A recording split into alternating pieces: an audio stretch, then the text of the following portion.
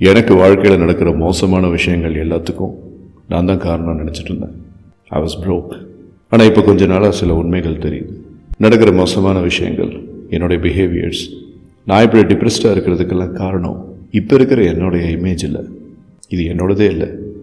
நான் சின்ன வயசில் இருக்கும்போது ஏற்பட்ட பாதிப்புகள் அப்படிங்கிறது மட்டும்தான் எனக்கு இப்போ தெளிவாக புரியுது. இது ரொம்ப லேட்டாக புரிஞ்சிருக்கு. ஒரு குழந்தையாக நான் இருக்கும்போது என்னை பெரும்பாலும் அமைதியாக தான் இருக்க சொன்னாங்க. இப்படி இருந்தால் தான் நல்லது, அப்படி இருந்தால் தான் நல்லது, இப்படி தான் படிக்கணும், இப்படி தான் சம்பாதிக்கணும் அப்படின்னு. ஆனால் அதெல்லாம் சரின்னு ஒரு பக்கம் மனசு ஒத்துக்கிட்டாலும் பெருசாக ஆசைப்படுறதுக்கு யாரும் விட்டதே இல்லை. ஏன்னா ஏதாவது ஒரு விஷயத்தை ஆசைப்பட்டோம்னா, இல்லை ஏதாவது ஒரு விஷயத்துக்கு நம்ம கனவு கண்டோம் அப்படின்னா அது வழியத்தான் கொடுக்கும் அப்படின்னு யாரோ ஆள் மனசில் புகுந்து நம்ப வச்சுட்டாங்க.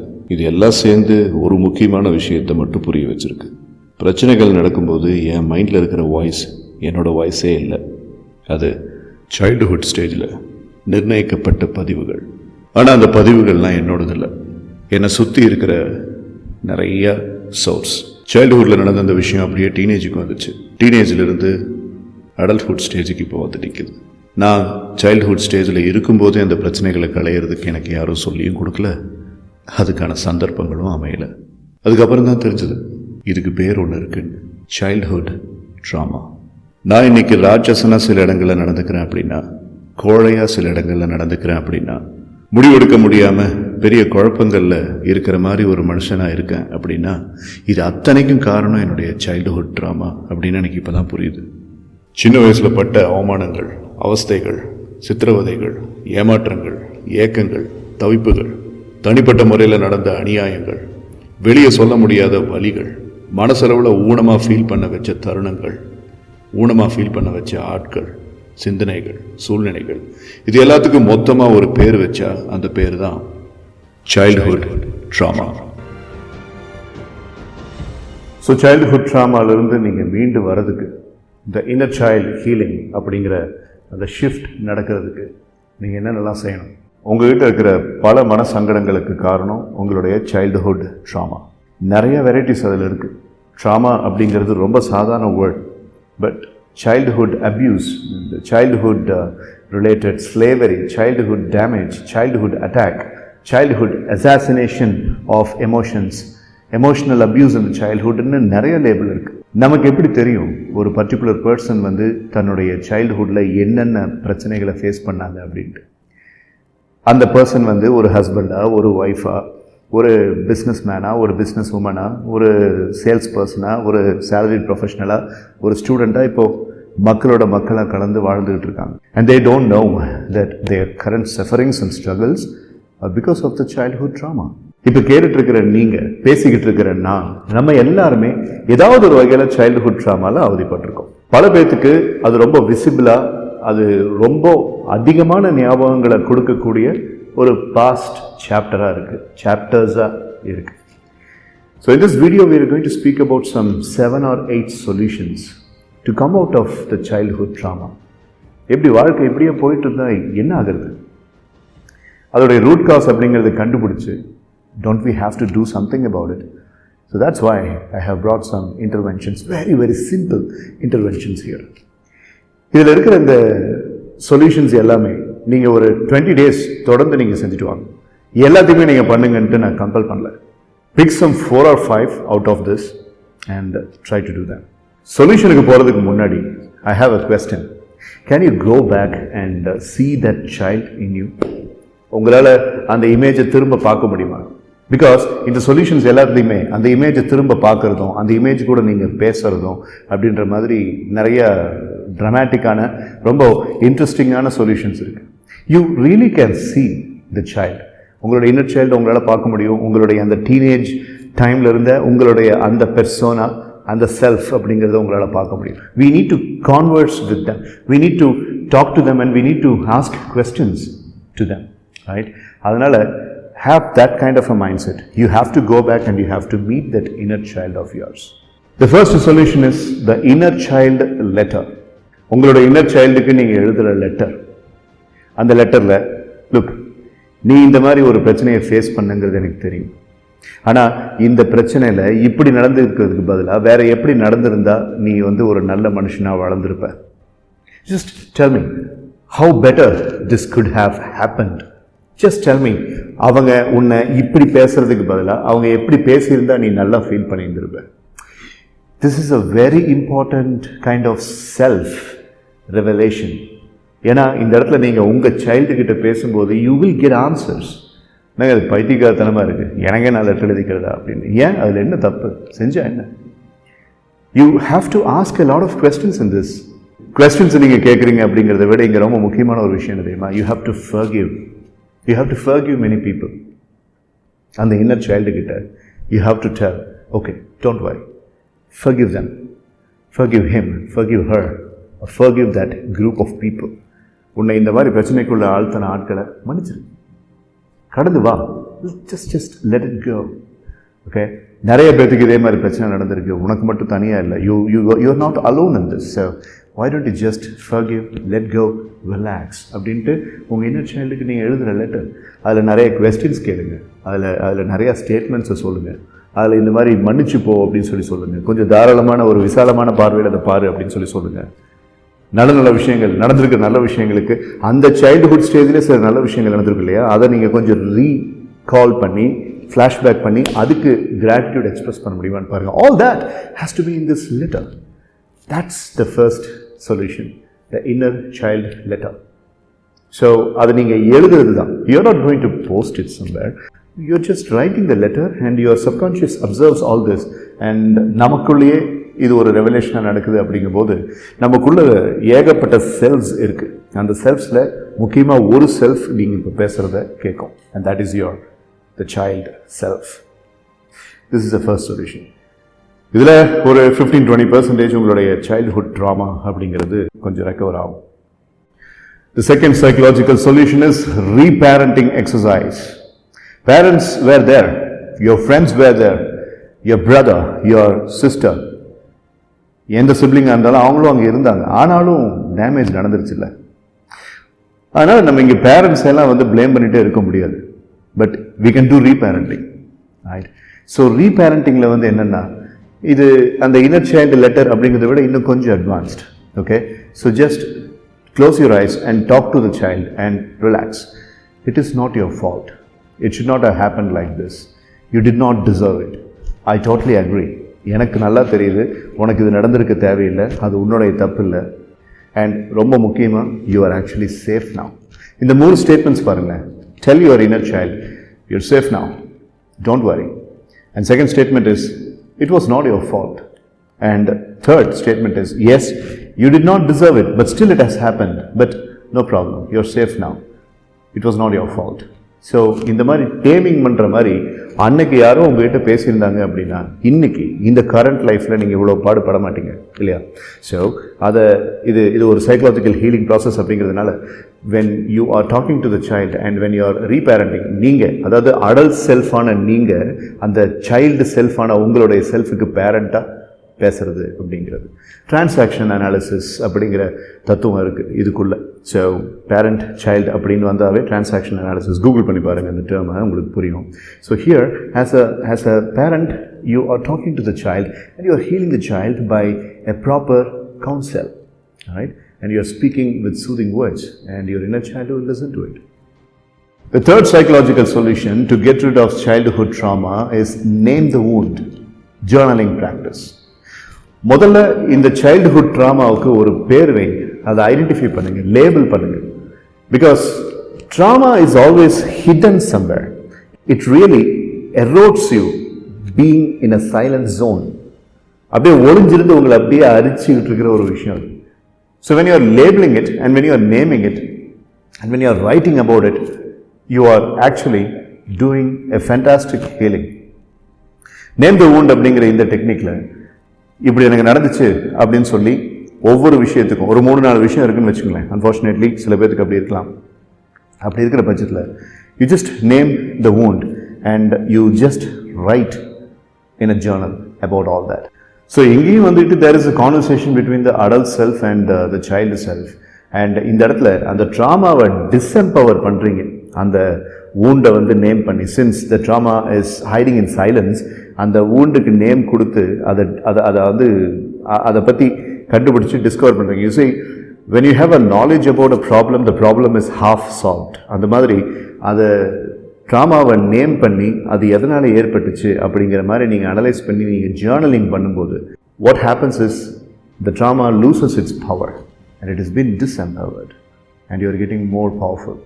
The next psychological solution is somatic release of restored tension. அதாவது ஒரு கம்ஃபர்டபுளான ஒரு பெட்டில் நீங்கள் படுத்துட்டு when you are feeling traumatic, okay, அந்த சைல்டுஹுட் ட்ராமாங்கிறது வந்து உங்களை அட்டாக் பண்ணும்போது உங்களுக்கு தான் தெரியும், okay fine, so I'm feeling so dull, I'm feeling so depressed, I'm feeling so down அப்படின்ற மாதிரி இருக்கும்போது use this somatic release. You know what do you mean by somatic release?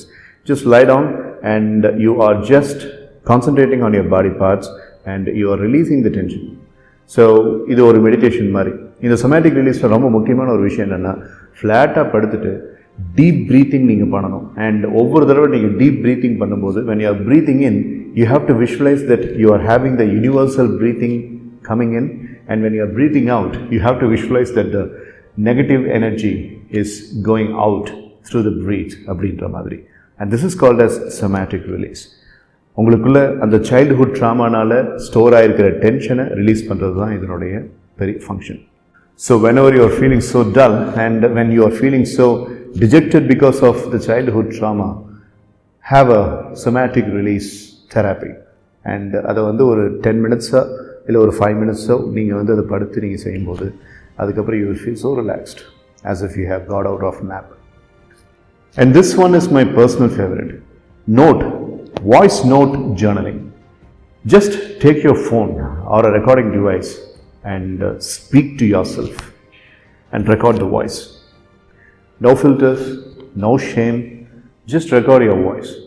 நான் இப்படி ஃபீல் பண்ணுறேன், சின்ன வயசில் எனக்கு இப்படி நடந்துச்சு, அந்த சின்ன வயசில் அப்படி நடந்ததுனால, இந்த பர்சன்னால, இந்த குரூப் ஆஃப் பீப்புள் இப்படிலாம் என்ன பண்ணதுனால, இன்றைக்கி நான் இந்த ப்ரொஃபஷனில், இன்றைக்கி நான் இந்த நிலைமையில் இப்படி அவதிப்பட்டுக்கிட்டு இருக்கேன், ஆனால் இதுலேருந்து என்னால் மீண்டு வர முடியும்.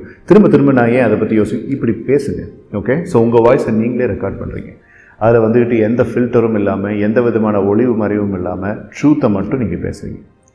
இதை நீங்கள் செஞ்சு பாருங்கள். இது பெரிய டைனமிக்கான ஒரு எக்ஸசைஸ். அடுத்த 5 நிமிஷத்தில் immediately you will feel so much relaxed, right? Because இதில் 50% சொல்யூஷன் எங்கன்னு கேட்டிங்கன்னா, நீங்கள் வாய்ஸை ரெக்கார்ட் பண்ணும்போது நடக்குது. Rest 50% happens when you are replaying the recorded voice and you hear yourself, okay? And you'll be so relaxed and ஒரு பெரிய கொரில்லாவை உங்கள் ஷோல்டர்லேருந்து இறக்கி வச்ச மாதிரி நீங்கள் ஃபீல் பண்ணுவீங்க. 5 minutes exercise. The voice recording length is just 5 minutes, and after 5 minutes, if you are feeling so relieved and relaxed and completely empowered, then why not? Just give it a shot. The next psychological solution to kill your childhood trauma is the parts work. Parts. What parts? உங்களுடைய traumatized childhood-ஐ 2-3 varieties, 2-3 பார்ட்ஸாக நம்ம இங்கே பிரிக்க முடியும். The angry child, the frustrated child, the vengeful child, the damaged child, the broken child, and sometimes even the inspired child. So, உங்கள் drama எந்த emotion உங்களுக்கு கொடுத்துருக்கு?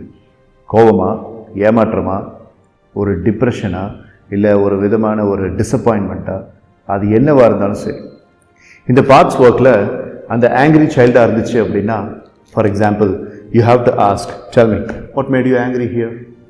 Frustrated child-ஆக இருந்துச்சு அப்படின்னா, எது உன்னை எவ்வளோ ஆத்திரப்படுத்துச்சு சொல்லு. வெஞ்ச்ஃபுல் சைல்டாக இருந்துச்சு அப்படின்னா, இந்த பழிவாங்கிற உணர்வு உனக்கு எதனால் வந்துச்சு அப்படின்ட்டு. ஸோ அந்த பர்டிகுலர் எமோஷனை இந்த இடத்துல வந்துட்டு நீங்கள் கொஸ்டின் பண்ணுறீங்க. And the child self will definitely come up with lot of answers. 4th standard படிச்சுட்டு இருப்பீங்க, நீங்கள் 2nd ஸ்டாண்டர்ட் படிச்சுட்டு இருந்திருப்பீங்க. அப்போது அந்த டைமில் இருக்கிற சில மெமரிஸ் வந்துட்டு அப்படியே சும்மா லைட்டாக கொஞ்சம் ஆப்ளிக்காக அங்கங்கே கொஞ்சம் ஞாபகம் இருக்கும். அது போதுன்றேன் நான். That's good enough, right? So common sense இப்போ நம்ம வளர்ந்துருக்கிறதுனால இந்த common sense and rational thinking அதையெல்லாம் யூஸ் பண்ணி ஒரு மைக்ரோஸ்கோப்பிக்காக நம்ம பார்த்து இப்படியே நம்ம யோசிக்கணும் அப்படின்னு இப்போ நம்ம மாற்றிக்கலாம்ல. அப்படி மாறும்போது அடல்ட் செல்ஃப் அப்படிங்கிறது அப்படி மாறும்போது உள்ளுக்குள்ள இருக்கிற இன்னர் செல்ஃபும் அப்படி மாறும். And then your behaviour will be more transformed. You get that? So angry child, broken child, devastated child, frustrated child, completely disappointed child, அது என்ன எமோஷன், அந்த எமோஷனை எதனால் டிசப்பாயிண்ட் ஆன, எது ஒன்று அப்படி மாற்றுச்சு, சரி ஓகே அந்த அளவுக்கு உனக்கு கோபம் வர்றதுக்கு யார் காரணம், சரி அது இப்படி நடக்கிறதுக்கு பதிலாக see this question is very important in other solutions as well. Okay, நீ இப்படி நடக்கிறதுக்கு பதிலாக எது நடந்திருந்தா நீ இன்னைக்கு சேஃபாக இருந்திருப்ப, நல்லா இருந்திருப்ப அப்படிங்கிற அந்த question. Okay, right. And when you are speaking to the angry child, tell me, instead of this, how things could have happened that would not have made you angry. அப்படி, அதாவது தமிழில் சொல்லணும் அப்படின்னா என்ன நடந்திருந்தா நீ கோபப்பட்டிருக்க மாட்டேன் அப்படின்ற மாதிரி. So this purest form of self-analysis and recreating and rekindling of our past emotions will definitely keep you very strong and will definitely convert you into a very strong persona. Why is it being called the parts work? அந்த child trauma-ல எந்த பார்ட்டோ அந்த பார்ட்டை நீங்கள் target பண்ணி you are trying to make a diagnosis on it. That's why it's called as the parts work. The next one is very much powerful. Visualization, safe place with the inner child. Safe place, இது ஒரு meditative technique. எப்படி தெரியுமா, just ஒரு 2 minutes அப்படியே நீங்கள் கண்ணை மூடி உட்காந்துட்டு உங்கள் இன்னர் சைல்டை ஒரு சேஃபான பிளேஸுக்கு எடுத்துகிட்டு போகிறீங்க. Okay, right. உங்களுக்கு ரொம்ப பிடிச்சது, நீங்கள் ட்ராவல் நிறையா பண்ணியிருப்பீங்களா, இப்போ உங்களுக்கு வந்து ஒரு 27 years அல்லது ஒரு 35 years இருக்குன்னு வச்சுக்கோங்களேன். இந்த 27-35 வருஷங்களில் பல இடங்களுக்கு நீங்கள் ட்ராவல் பண்ணியிருப்பீங்க. அதில் ஏதாவது சில பிளேசஸ் வந்து உங்களுக்கு ரொம்ப ஃபேவரட்டான பிளேசஸாக இருக்கும். Even tiny primitive place is also fine. ரொம்ப க்ளோரிஃபைடாக ஒரு பெரிய டூரிஸ்ட் ஸ்பாட்டாக அது கொடுக்குற அவசியம் இல்லை. ஸோ அந்த பிளேஸ் இப்போ உங்கள் சப்கான்ஷியஸ் விரும்பி இருக்குது. இப்போ உங்களுக்கு இருக்கிற அந்த ரேஷனல் திங்கிங்கை வச்சு அந்த பிளேஸில் உங்களுக்கு நிறைய அட்டாச்மெண்ட் இருக்குது. ஸோ இந்த விஷுவலைசேஷனில் you are taking that inner child to that particular safe place. Sir அந்த அளவுக்குலாம் எனக்கு கற்பனை திறன்லாம் இல்லை சார். தத்ரூபமான கற்பனை திறன்லாம் இங்கே உங்களுக்கு தேவையே இல்லை. ஏன்னா ஒரு 2 செகண்ட் 3 செகண்ட் நீங்கள் சின்ன வயசில் போட்டிருந்த அந்த light maroon colour shirt and dark creamy colour pant or that particular frock or that particular churidar or whatever the dress apparel, அந்த ஷேடை வந்துட்டு உங்களால் விஷுவலைஸ் பண்ண முடியாதா? அந்த ட்ரெஸ்ஸோடைய கலர் டெக்ஸ்சர் அப்படிங்கிறத வச்சுக்கிட்டு இப்படி தான் நம்ம இருப்போம் அப்படிங்கிற ஒரு கற்பனை உருவத்தை கொண்டு வர முடியாதா? கண்டிப்பாக கொண்டு வர முடியும். அதை வந்து அந்த சைல்டு இமேஜை வந்துக்கிட்டு நீங்கள் இந்த ரொம்ப கம்ஃபர்டபுளான ஒரு பிளேஸில் நீங்கள் பார்க்குற மாதிரி you have to feel and you have to have a conversation there. Sir, angi boy conversation தான் நான் பண்ணுவேன். ஆமாம், if you have to get rid of child trauma, you have to make a lot of counsel, right? So you got to speak and you got to really make a proper agreement with that inner child of yours in that particular moment. So உண்மையாலுமே இப்போ நீங்கள் ஒரு parent, ஒரு original parent, உங்களுக்கு ஒரு குழந்தை இருக்குது, அந்த பையன்கிட்டயோ அந்த பொண்ணுக்கிட்டேயோ நீங்கள் பேசுகிறீங்க. அந்த குழந்தைகிட்ட பேசி சில விஷயங்களை நீங்கள் சாதிக்கிற மாதிரி அதே இமேஜ் அப்படிங்கிறத உங்களுடைய இன்னர் சைல்டுகிட்ட நீங்கள் பேசுகிறீங்க in that particular safe place. Because when you are doing this in a safe place and your favorite place, அங்கே நடக்கக்கூடிய this biochemical variation of the thought impulses, அதுவே வேறு. So just give a try. இது எல்லாமே சும்மா ஒரு 2 நிமிஷம் 3 நிமிஷம் நீங்கள் பண்ணிங்கன்னா கூட போதும். ஆனால் கன்சிஸ்டண்ட்டாக நான் சொன்ன மாதிரி 20 days பண்ணணும். The next psychological technique is called as creating emotional anchors. இது எப்படின்னு கேட்டிங்கன்னா, இந்த சைல்டுஹுட் ட்ராமாவிலிருந்து நீங்கள் மீண்டு வர்றதுக்கு எந்தெந்த விஷயங்களை பண்ணுறீங்களோ அதை பண்ணும்போதெல்லாம் ருட்டீனாக சில விஷயங்களை நீங்கள் ரெகுலரைஸ் பண்ணி வச்சுக்கணும். ஃபார் எக்ஸாம்பிள், நான் சொன்னேன் இல்லையா, வாய்ஸ் நோட் ஜேர்னலிங், இதை இப்போ பார்த்தோம் இல்லையா, பார்ட்ஸ் ஒர்க், விஷுவலைசேஷன், இதெல்லாம் பண்ணும்போது அந்த பர்டிகுலர் டிஷர்ட் அண்ட் ஜீன், அந்த particular garment, churidar or sari or whatever, கரெக்டாக அதுக்குன்னு யூனிஃபார்மாக ஒரு கலர், அது வந்து ஒரு emotional anchor.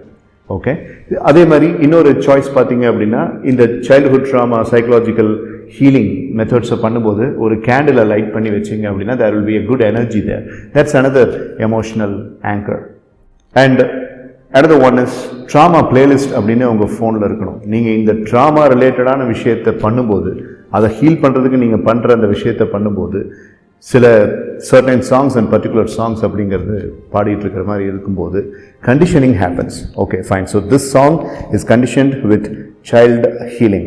This song is conditioned with the trauma healing அப்படிங்கிற மாதிரி. ஸோ இந்த மாதிரி இந்த கேண்டில் பருத்தி வைக்கிறது, கரெக்டாக அதே ட்ரெஸ்ஸை போடுறது, அப்புறம் இந்த ட்ராமாக்குன்ட்டு தனியாக ஒரு சாங் பிளேலிஸ்ட்டை வச்சுக்கிறதுங்கிறதுக்கு பேர் தான் என்னது, கிரியேட்டிங் தி எமோஷ்னல் ஆங்கர்ஸ். இது ரிசல்ட்டை வந்துட்டு கொஞ்சம் ஸ்பீடன் பண்ணி உங்களுக்கு கொடுக்கும். Last but by no means the least, celebrate the win. Childhood ட்ராமாவிலிருந்து மீண்டு வருது அப்படிங்கிறது சாதாரண விஷயம் இல்லை. இப்போ நான் கொடுத்துருக்க இந்த சொல்யூஷன்ஸை நீங்கள் கன்சிஸ்டண்ட்டாக யூஸ் பண்ணுறீங்க அப்படின்னா டெஃபினட்டாக வந்துட்டு ரிசல்ட் உங்களுக்கு ஃபேவரபுளாக அமையும். அந்த மாதிரி ரிசல்ட் அப்படிங்கிறது ஒன்று கிடைச்ச உடனேயே you can celebrate that when, right? Because that is also subconscious mind conditioning. அதாவது இப்படி ஒரு விஷயம், நல்ல விஷயம் நடந்துச்சுன்னா அதை செலிப்ரேட் பண்ணுற அளவுக்கு இவன் சந்தோஷம் அடைகிறான் அப்படின்னா okay fine, so then we will have to do this even more அப்படின்னு உங்கள் சப்கான்ஷியஸ் மைண்ட் ஒரு மாதிரி வயரிங் ஆகும். அதனால் never fail to celebrate a win that you get in terms of the childhood trauma healing. So இதெல்லாம் follow பண்ணி பாருங்கள். Childhood ட்ராமாலேருந்து மீண்டு வர்றதுக்கு சிம்பிளிஸ்டிக்கான சொல்யூஷன்ஸ் கட்டாயமாக இதை விட வேறு எதுவும் இருக்காதுன்னு நான் நம்புகிறேன். இப்போ நான் சொன்ன இந்த சொல்யூஷன்ஸில் ஒரு 2-3 விஷயங்களை கூட நீங்கள் கன்சிஸ்டண்ட்டாக பண்ணிங்கனாலுமே உங்களால் இப்போ இருக்கிற அந்த கரண்ட் செல்ஃப் அப்படிங்கிறத கான்கேர் பண்ணி நிறைய விஷயங்களை லைஃப்பில் சாதிக்க முடியும். மோஸ்ட் இம்பார்ட்டன்ட்லி இந்த சைல்ட்ஹுட் ட்ராமா வீடியோ அப்படிங்கிறது ஒரு ரெக்வெஸ்டட் வீடியோ. நிறைய பேர் அதை பற்றி கேட்டிருந்தாங்க. That is why I had to make this video. So hope அதை கேட்டவங்களுக்கு இது நிச்சயமாக யூஸ் ஆகிருக்குன்னு நான் நம்புகிறேன். Thank you so much. This is Manikandan Sundaresan, resting the case. Until I meet you with the next video, never stoop down to any form of negativity and tame and heal your inner child and be the best version self of yours. Life is very easy. Don't make it tough. Always expect only great things in life and live strong. Jai Hind.